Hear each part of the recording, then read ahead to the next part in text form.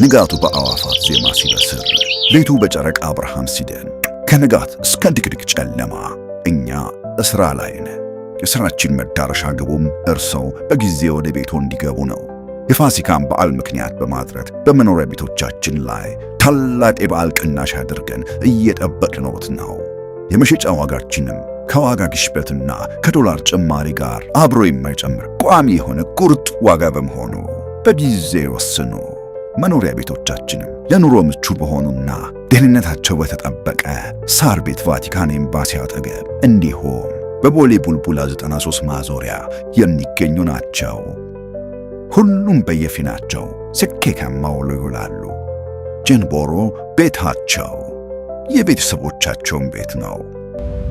መልካም የትንሣኤ በዓል። ጀንቦሮ ሪል ስቴት። በጊዜ ግቡ።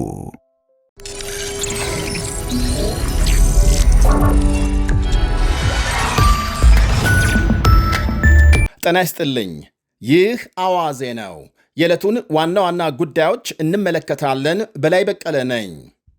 የፓኪስታን ዋና ከተማ ኢስላማባድ እንግዶቿን ለመቀበል ከፍተኛ የጸጥታ ጥበቃ ላይ ስትሆን ትምህርት ቤቶችና መስሪያ ቤቶች እንዲሁም ወደ ዋና ከተማ የሚወስዱ መንገዶች ተዘግተዋል። በሺዎች የሚቆጠሩ ወታደሮች የተሰማሩ ሲሆን በከተማው የተለያዩ ስፍራዎች የተጠናከረ ፍተሻም እየተካሄደ ስለመሆኑ ዘገቦች አመልክተዋል። 6 የሚደርሱ የአሜሪካ የጦር አውሮፕላኖችም ፓኪስታን መግባታቸው ታውቋል። የጥበቃው መጠናከር ለምንድን ነው ከተባለ በኢራንና አሜሪካ መካከል የተደረሰውን ተኩስ አቁም ለማራዘም የሚያስችል ንግግር ለማካሄድ ነው ተብሏል። ሆኖም ዛሬ ከረፈደ በተሰማ መረጃም የኢራን ባለሥልጣናት በንግግሩ አንካፈልም እያሉ ናቸው። የአሜሪካ ጦር የኢራንን መርከብ መያዙን ተከትሎ ቴሄራን አስፈላጊ እርምጃ እንደምትወስድ ከመግለጽ ባለፈ በፓኪስታን ሁለተኛ ዙር ንግግር ለመካፈል ገና ከውሳኔ አልደረስኩም ብላለች። የኢራን አብዮታዊ የበላይ ጦር ባወጣው መግለጫም ግልጽ ወረራ ባለው የአሜሪካ ተግባር ወሳኝ ምላሽ እንደሚሰጥ ዝቷል። የኢራን ዕቃ ጫኝ መርከብ አሜሪካም እገዳ በጣለችበት መስመር ለማለፍ ሲሞክር ነው በአሜሪካ ባህር ኃይል መያዙ የተነገረው። ፕሬዝዳንት ትራምፕ የኢራን መርከብ መያዙን ካስታወቁ በኋላ በዓለም የነዳጅ ዋጋ ጭማሪ መታየቱን ዘገቦች አመልክተዋል። አንድ በርሜል ድፍድፍ ነዳጅ $96 ገብቷል፣ በ$4 ጭማሪ በማሳየት። ቴሄራን በሁለተኛው ዙር ንግግር ስለ መካፈሏም ባይረጋገጥም በምክትል ፕሬዝዳንት ጄዲ ቫንስ የተመራም የአሜሪካ ልዑካን ቡድን ግን ወደ ፓኪስታን ማምራቱ ታውቋል። ፕሬዝዳንት ትራምፕ 900 ጫማ ቁመት ያለው ቱስካ የተባለ ግዙፍ የኢራን ዕቃ ጫኝ መርከብ የተጣለውን እገዳ ለማለፍ ሲሞክር በአሜሪካ ባህር ኃይል መያዙን አስታውቀዋል። መርከቡ እንዲቆም ማስጠንቀቂያ ቢሰጠውም አሻፈረኝ በማለቱ በሞተሩ ክፍል ላይ ተመቶ እንዲቆም መደረጉን ገልጸዋል። መርከቡ ቀደም ሲል በአሜሪካ እገዳ የተጣለበት እንደነበርና ፍተሻም እየተደረገበት ነው ብለዋል። የአሜሪካ ጦር በኢራን ባህር እገዳ ከጣለበት ካለፈው ሳምንት ወዲህ በአጠቃላይ 27 የሚደርሱ መርከቦች ወደ ኢራን እንዳይገቡና ገብተው የነበሩም እንዳይወጡ ማድረጉን ገልጧል። ኢራን በበኩሏ አሜሪካ በባህር ክልሏ የጣለችው እገዳ እስካልተነሳ በድርድሩ እንደማትካፈልና ተኩስ አቁሙም ሊጣስ እንደሚችል አመልክታለች። የፓኪስታን መሪዎች ግን ንግግሩ በታቀደለት ጊዜ እንዲካሄድ ከኢራንና አሜሪካ ጋር ተደጋጋሚ ግንኙነት እየፈጠሩ መሆናቸውን ገልጸዋል። በቀጣዮቹ 24ና 48 ሰዓታት ውስጥ የታቀደው ንግግር ተካሂዶ ከአንድ አይነት ውጤት መድረስ አለበት ብለዋል። የኢራን ልዑካን ፓኪስታን ይገባል የሚል ተስፋ እንዳላቸውም ገልጸዋል። ኢራን የሊባኖስ ጉዳይ በድርድሩ እንዲካተት ትፈልጋለች ብለዋል። ይህ ሁሉ ሆኖ ይሄ ዜና አየር ላይ እስከዋለበት ጊዜ ድረስ ኢራን በድርድሩ ስለመካፈሏም የታወቀ የለም። የትራምፕ አስተዳደር በኢራን ወደቦች እገዳ የጣለው ቴሄራን የሆርሙዝ መተላለፊያን እንደዘጋች መቀጠሏን ተከትሎ መሆኑ ይታወሳል። ፕሬዝዳንት ትራምፕ በፓኪስታን ድርድር አዲስ ውጤት ከተበሰረ ከኢራን መሪዎች ጋር ፊት ለፊት ለመገናኘት ፈቃደኛ መሆናቸውን ገልጸዋል። ትራምፕ ቀደም ሲል ባሰራጩት መልእክት በዚህ የፓኪስታን ንግግር ቴሄራን ከስምምነት ካልደረሰች ዋና ዋና መሠረተ ልማቶቿን ለማውደም ዝተዋል። የመጀመሪያው ዙር ተኩስ አቁም ከመደረሱ አስቀድሞ ትራምፕ ተመሳሳይ ዛቻ ማሰማታቸው ሲታወስ ስምምነቱ በመደረሱ ይፈጸማል ተብሎ የተፈራው ጥቃት ሳይፈጸም ቀርቷል። በእስራኤል ሊባኖስ መካከልም ካለፈው አርብ የጀመረ የ10 ቀናት ተኩስ አቁም መድረሳቸው የሚታወቅ ሲሆን እስራኤል ጥቃት ለማቆም ሊባኖስም ሄዝቦላህ በእስራኤል ላይ የሚፈጽመውን ጥቃት ለመከላከል ተስማምተዋል። ያም ሆኖ እስራኤል ወደ ደቡባዊ ሊባኖስ 10 ኪሎ ሜትር ዘልቃ የጸጥታ ቀጠና በሚል በዚያ ለመቆየት መወሰኗን ሄዝቦላህ አልተቀበለም።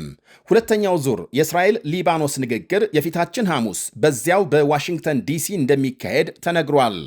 በመጀመሪያው ዙር ንግግር በሊባኖስ የሚንቀሳቀሱ ሁሉም ሚሊሻ ቡድኖች ትጥቅ እንዲፈቱ እስራኤል ደጋግማ መጠየቋም ይታወሳል።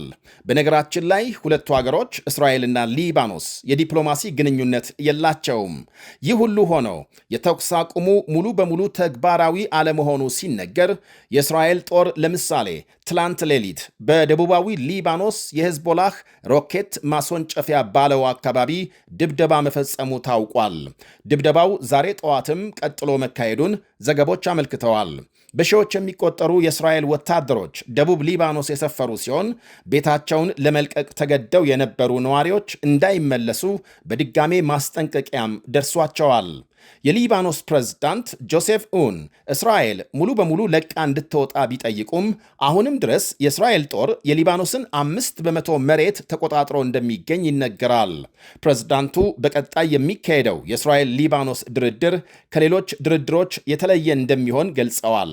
መንግስታቸው ሄዝቦላህን ትጥቅ ለማስፈታት ቁርጠኛ መሆኑንም አመልክተዋል። ቴሄራን የሊባኖስ ተኩስ አቁም ከአሜሪካ ጋር በሚደረገው ድርድር መካተት እንደሚገባው መግለጿም ይታወቃል።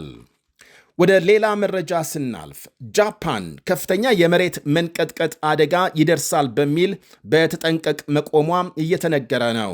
እስከሚቀጥለው ሳምንት ባለው ጊዜ ከፍተኛ የመሬት ነውጥ እንደሚከሰት መረጃ መውጣቱን ተከትሎ አደጋው ይደርሳል በተባለበት አካባቢ የሚኖሩ በብዙ ሺህ የሚቆጠሩ ዜጎች ለቀው እንዲወጡ ባለስልጣናት አስጠንቅቀዋል። ዛሬ ከባህር በታች መንቀጥቀጥ መድረሱን ተከትሎ በተለይ በሀገሪቱ ዋነኛ ደሴትና በአካባቢው ነዋሪዎች ለቀው እንዲወጡ ተነግሯቸዋል። በጃፓን እንደ ፈረንጆቹ አቆጣጠር በ2011 በደረሰ ከባድ የመሬት ነውጥ ከ18,000 በላይ ሕዝብ ማለቁ ይታወሳል። ከአሜሪካ ሉዚያና ግዛት ብዙዎችን ያስደነገጠና ያሳዘነ መረጃ ዛሬ ተሰምቷል። ሚስቱ ፍቺ በመጠየቋ የተበሳጨ ባል 8 ልጆቹን በጥይት ሲገድል ሚስቱን ክፉኛ ማቁሰሉ ተነግሯል። ሻማር ኤልኪንስ ይባላል። ዕድሜው 31። ባልታወቀ ምክንያት ባለቤቱ ፍቺ እንደጠየቀችና በዚህም በጣም ተናደው እንደነበር ዘመዶቹ ይናገራሉ።